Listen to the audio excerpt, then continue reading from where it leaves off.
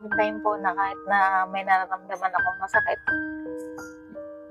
hindi ko po siya sinasabi sa mga anak at sa asawa ko po.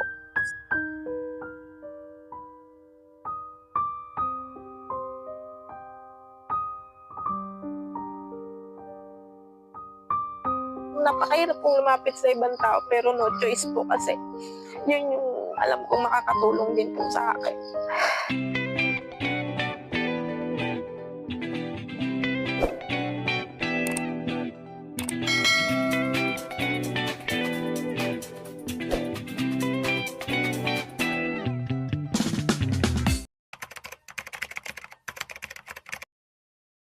Hello mga ka-inspiring. Ayan, nandito po ulit kami sa panibagong aksyon. Ayan, kay Ate Rebeth po. Bali, kamusta naman po kayo dito, Ate? Okay naman po. Yung pamumuhay niyo po, kamusta naman po? Minsan nawawalan, minsan meron kasi hindi naman ganun araw-araw yung trabaho. Ano, nagtatrabaho po kayo, Ate? Hindi po yung asawa ko po, dyan lang sa welding shop. Bali, anak niyo po siya. Kaya po, bunso po. Hi! Ang galing naman. Ilan taon na po siya? 1.5 years old. Ang pangalan niya po? Rain po. Rain. Hi, Rain. Bali, ilan po anak niyo, Ate? 6 po. Anim, tapos siya po yung bunso. Ilan taon na po yung pinaka-anim? Mag-18 po sa August. Dalag na rin po. Bali, nag-aaral po yung pang-anim. Graduating po ngayong grade 12. Kamusta naman po yung pag-aaral po ng mga bata po? Okay naman po. Minsan nahihirapan din siyempre yung gastusin. Tapos 5 silang nag-aaral. Tapos nagpapagamot sa Apo. Ano po ulit? nagpapagamot po. Nagpapagamot kayo? Ano po yun? May na-diagnose po ako na may kidney stone po. Dati po left and right siya. Tapos po sa kanan na lang pero malaki ng 1.5 cm na po. Hindi pa po na-check up ulit po. Nung kailan po, nagpa-check up kami. Kasi 2021 pa po ako nag-medication. Tapos, nung last check up po, nung February, sinabi na po ng doktor na itigil ko yung gamot kasi hanggat hindi pa siya nakaharang doon sa daluyan ng ihi ko, kailangan na po siyang i-laser.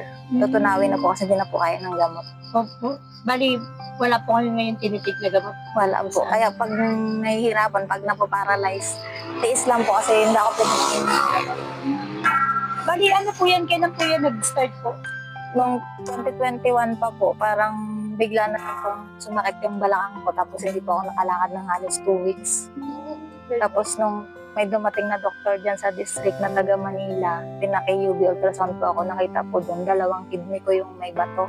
0.8 po yung isa, tapos yung isa 0.7 sa kaliwa. Tapos pinagamot po muna ako, pinatake ng gamot hanggang 2024 po. Opo. Kaso nung pupunta na po kami ng Kalapan kasi doon lang may doktor sa kidney. Sinabi po doon na hindi na daw po siya kaya kunin ng gamot kasi matigas kahit anong gawin daw namin. Kaya dapat daw po talaga laser.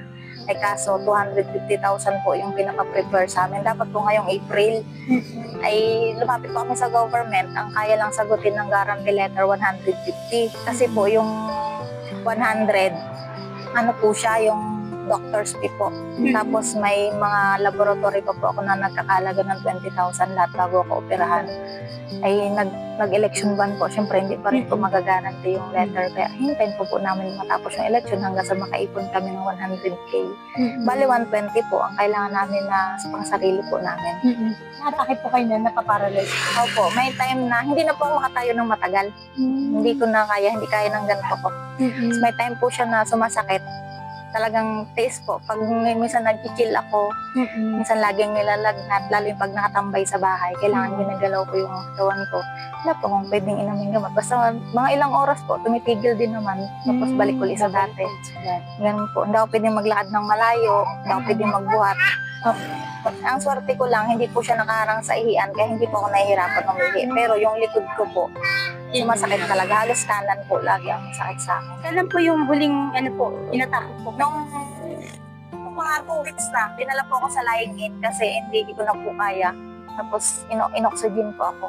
Tapos doon nila ako pinainom ng paracetamol lang po yung pwede. Tapos siguro mga 1.5 oras, umuwi na rin po ako. Kasi nawawala naman siya. Tapos sinabi natin doon ng doktor na ipa-opera ko ng ano. Minsan nauunahan ng takot kasi nga siyempre sabi ng doktor, pag inoperahan ako, hindi na ako ganun kalakas. Hindi katulad ngayon. Eh, kailangan nga daw po talaga hanggat hindi pa daw nagnanana yung kidney ko. Operahan po. Pag ganyan ate na atake po yung ano po, yung sakit niyo po, sino po nag-aalaga sa mga anak niyo po? Gaya po niya po, Nasanay na rin po siya nung naglalaro lang. Ako naglalaro pa rin po kasi yung mga anak ko nagkaaral, yung asawa ko nagtatrabaho dito, wala po siya dito. Mag yung ano, nung inatake nga po, mag-isa lang ako dito, hinintay ko pa siyang umuwi kasi wala kaming kapitbahay. More on katutubo po dyan. Ay, hindi naman sila, malayo naman. Hinintay ko pang dumating, kaya kumbaga pagdating po namin sa lying-in, in-oxygen na po ako kasi nanginginig na yung katawan ko. Kaya siya hindi na siya makaalis minsan kasi takot na rin pag yung sinusunod. Hindi po kasi katulad dati may ininom akong gamot pag nakaramdam ako ng sakit. Ngayon hindi po pwede. Kaya hindi siya. Ngayon po ba yung gamot po na iniinom niya po? Wala na po. Wala na siya. Pinatigil po lahat sa akin. Dito po, pag pinaulan, kamusta po yung sitwasyon niyo po dito? Mahirap po, lalo kasi mahirap malayo kami sa tindahan. Kung anong gulay meron, yun lang. Tapos pag umuulan po, yung hangin kasi mataas po kami dito. Hangin lang naman po ang problema. Tapos minsan ampias. Pero hindi naman po nagbabaha po Hindi dito. po. Mataas po kasi. Ito po, bahay niyo po mismo po. Pero kamusta naman po nung ano po, wala pa po kayo nararamdaman, nagtatrabaho pa po. Opo, nagtitinda po ako ng gulay. Malakas din po siya. Hindi po kasi wag may dadaan lang po na traffic. Yan, matumal, siguro maka 200 ka sa isang araw. Okay na rin kaysa wala po. Bali, ito po, bahay niyo po. Diyan dito rin po kayo natutulog po. Opo. Tapos lahat po kayong yung anim na anak niyo po kasama. Yung ang panganay ko po kasi sa bayan nakikitira ay ngayong bakasyon po umuwi dito at mag-graduation nga po. Pero ano po siya, mag-aaral din po ng college po. Opo, sa PUP lang kasi magtatrabaho daw siya ng araw kasi 6 to 9 po ang pasok sa Kamusta naman po yung asawa niyo po? Nung okay lang naman po pero dati nga na muntik na rin ma-stroke siguro yung trabaho ng trabaho. Sa init po, 2 beses din pong na-hospital. Sobrang hirap din na sitwasyon kasi kumbaga ako lang din yung pwedeng asahan. Wala naman kaming ibang pwedeng anuhin na mag-ano sa mga anak namin. Kaya kumbaga limit din yung trabaho niya.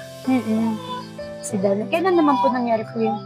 Siguro, April, mga February po, March. Last year lang po? Hindi po, ngayong bago lang.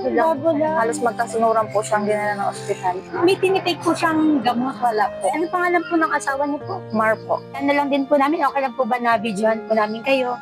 Yan po, yung purpose po ng pag-video po namin para at least aware po sila, makita po ng mga viewers po natin na kagaya niyo po, may matulungan.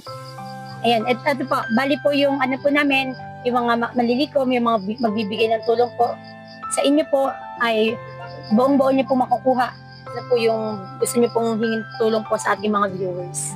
Lalapit lang po sana ako para humingi po ng tulong na kahit pa paano po ay matulungan po kami madagdagan yung 120,000 na kailangan po namin ipunin para po makapagpa-opera po ako. Kasi sa totoo lang po, akala ng iba kailangan ng tulong kasi malakas. Pero hindi po, kumbaga nilalabanan ko lang din po yung sakit ko para dun sa mga anak ko. Ayan, actually po ate, meron po kaming dala po, hindi naman po siya ganong karamihan, pero alam po namin kahit paano makakatulong po sa inyo. Papakuha lang po natin. Ayan ate, paano po ba kayo lumalaban po sa buhay po? May time po na kahit na may nararamdaman akong masakit,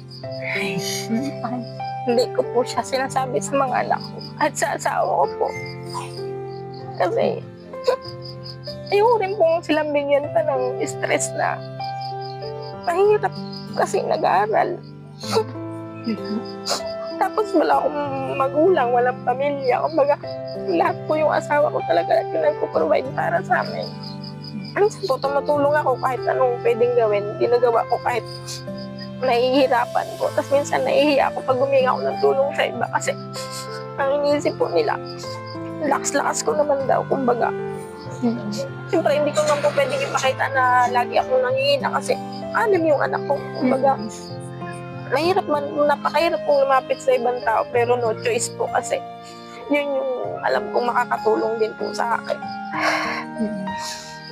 Yun lang po ate, siguro po, dasal lang po, lagi lang po natin isipin na din si Lord, lahat po ng pinaparanas niya po sa atin, lahat po to ay pagsubok lang. At alam po namin na sa tulong ni Lord, malalagpasan niyo po lahat ng ito. Yun nga po, sa mga nais pong tumulong kay ate na magamot po yung kanyang karamdaman, pwede niyo po kaming i-direct message sa aming FB page, Inspiring Twins. Okay lang po ate? Okay lang naman. Wala naman po kayo nararamdaman, wala pong masakit sa inyo. Meron po kami school supplies. Thank you. Kahit pa paano, makatulong po kahit sa maliit na paraan. Ano po? School supplies. Thank you po. Ilang araw nyo rin po magagamit. Malaking tulong po. Nagpapasalamat po ako sa kanila kasi tapos po dun sa kabatch ko kay Shane po, kung hindi po dahil sa kanila, hindi po ako mapupuntahan dito. Kaya nung sinabi po na kung gusto ko ng tulong, hindi po ako nagdalawang isip na sabihin na oo. Hindi po ako nahihiya kasi alam ko po na kailangan po ng pamilya namin ng tulong, lalong-lalo na po ako. Kasi gusto ko pa po mabuhay ng matagal para makita ko po yung mga anak ko na makapagtapos po ng pag-aaral. Ayan tayo, wag na lang po, huwag ka po mawawala ng pag-asa. Lagi po natin isipin na lagi lang nasa likod natin si Lord. Ayan, siguro po kami po yung ginawang way ni Lord na makalapit po sa inyo at napabot po natin sa mga viewers, maabot po ng video ito. Alam po namin meron na taong makakakita po nito at makakatulong po sa inyo. Ayan, nawa po sa ate sa mga konting na ibigay po namin. Nasiyahan po kayo. Thank you po. Ayan po. Di man po siya ganun kalakihan pero alam po namin kahit paano makakasurvive po ng ilang araw. Sana po marami pang katulad niyo yung matulungan na kagaya ko. Ayan. Opo, yun nga po. Kaya ito po, pinipilit po namin kahit paano yung maabutan po talaga namin yung mga deserving po talaga, yung talagang hindi po kaya abutan ng tulong dahil sa gaya niya po, malayo talaga siya. Walang kahit na anong bahay. Kumbaga, pupuntahan po talaga kayo. Kailangan pupuntahan. Gaya niyo po na may karamdaman.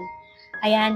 Again po, sa mga nanonood po dyan sa ating mga ka-inspiring team, inspiring na mga nanonood, mga nais pong tumulong kay Ate Beth, pwede niyo po kaming i-direct message sa aming FB page, Inspiring Twins, at lahat po ng aming malilikom para kay Ate po, ay lahat po yun ay makakarating kay Ate. Ayan.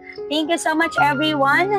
And thank you Ate, binigyan niyo po kami ng chance para maiparating po sa mga tao, sa mga viewers, kung ano po yung sitwasyon na meron po kayo dito. Maraming salamat po ate.